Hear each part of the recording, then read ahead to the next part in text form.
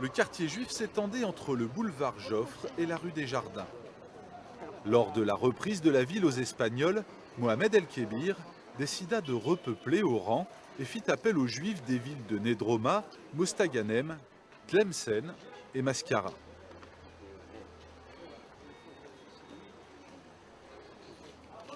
Trois rues principales étaient parcourues, la rue d'Austerlitz, la rue de Wagram et la rue de la Révolution, appelée la rue des Juifs, où se trouvait un temple protestant, et à son extrémité, la place Ben Daoud avec l'église Saint-André.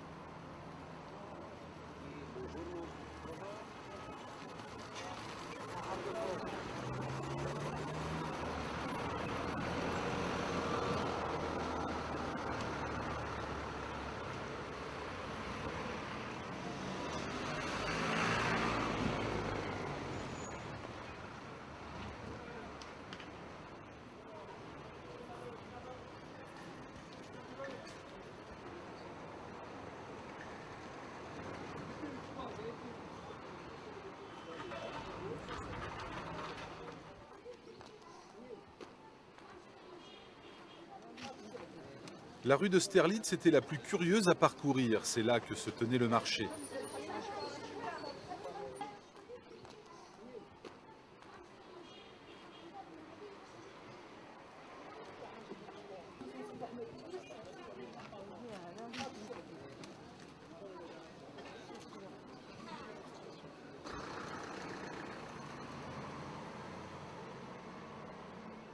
La grande synagogue était le centre de vie du quartier juif. Elle était considérée comme la plus belle du monde avec celle de Turin.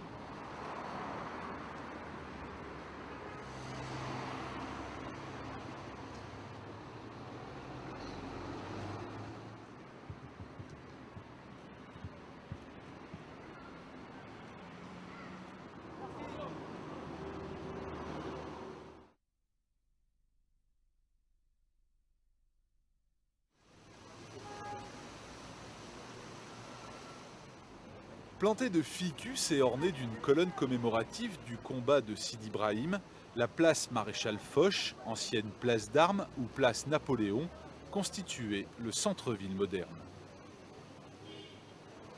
Le théâtre était composé de 2 étages, bâtis au-dessus d'un rez-de-chaussée surélevé et de 2 tours couronnées de coupoles dorées et d'une sculpture centrale de Fulconis représentant plusieurs personnages. En 1958, on y jouait la comédie de Gilbert Espinal, Le Patio a Angustias, qui obtint un succès mémorable.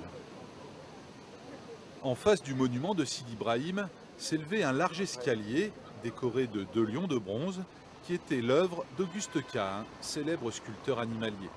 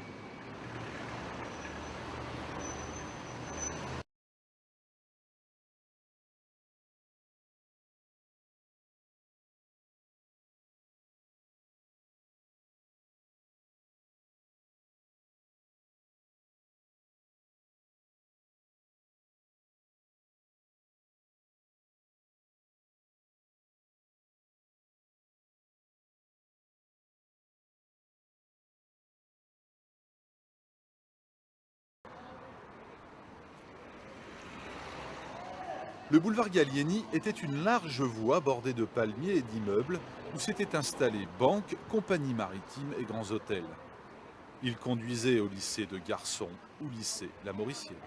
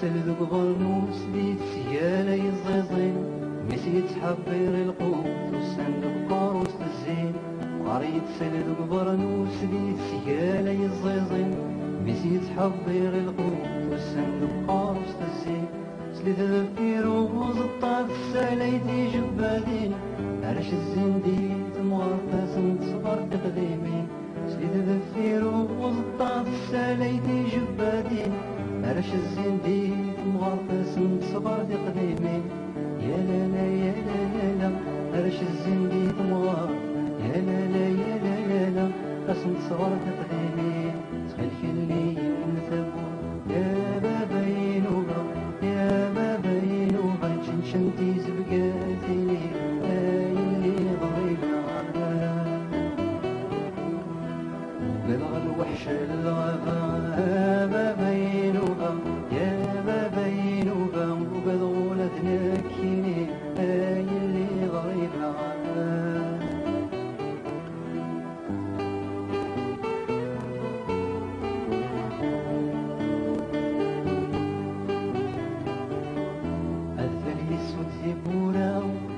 شمنتي حلولا جمعت تسرقو تفسور تقول ديدر الحجبان فلي السود بولا توقيك شمنتي حلولا جمعت تسرقو تفسور تقول ديدر الحجبان خلق جمورا انت سفتي ذكراكيني دنيا لا لندك وات وخامي تمشاه وتدسلان خلق جمورا انت سفتي ذكراكيني دنيا لا لندك وات وخامي تمشاه وتدسلان يا لا لا يا لا لا لا لا لندك وخام يا لا لا يا لا لا لا متمشاه وتدسلان سالك اللي ينثبو يا بابا ينوبا يا بابا ينوبا شنشنتي زبقاتيني هاي اللي غريبة وبلغ الوحش الغابة بابا ينوبا يا بابا ينوبا وبلغ لثنكيني هاي اللي غريبة لا لا لا لا لا لا لا لا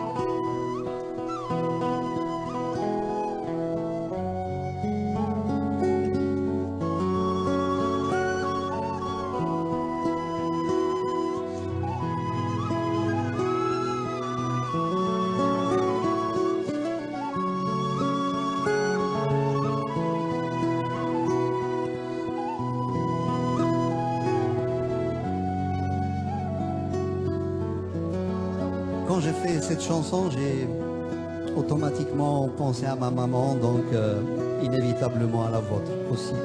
Je me souviens, je devais avoir 7-8 ans, pas plus. Nous étions en Kabylie. Elle était là, à côté de moi, en train de battre du lait qu'elle a mis dans une calebasse, vous savez, une espèce de baratte. Et elle le battait en faisant ce geste-là, peut-être qu'un certain nombre d'entre vous ont déjà vu faire. Et quand elle faisait son acte, son travail, elle rythmait aussi des mots, des idées, des chants, des soupirs. Ça lui arrivait de pleurer des fois, même d'esquisser un sourire à des moments aussi. Et vous savez, sur le coup, j'étais jeune, beaucoup trop petit pour comprendre.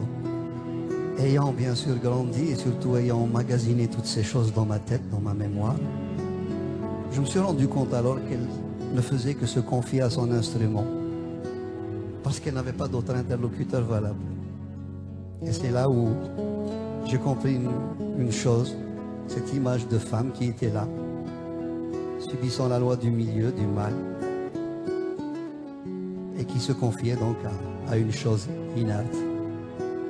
Et c'est là où j'ai compris une chose assez importante dans ma vie.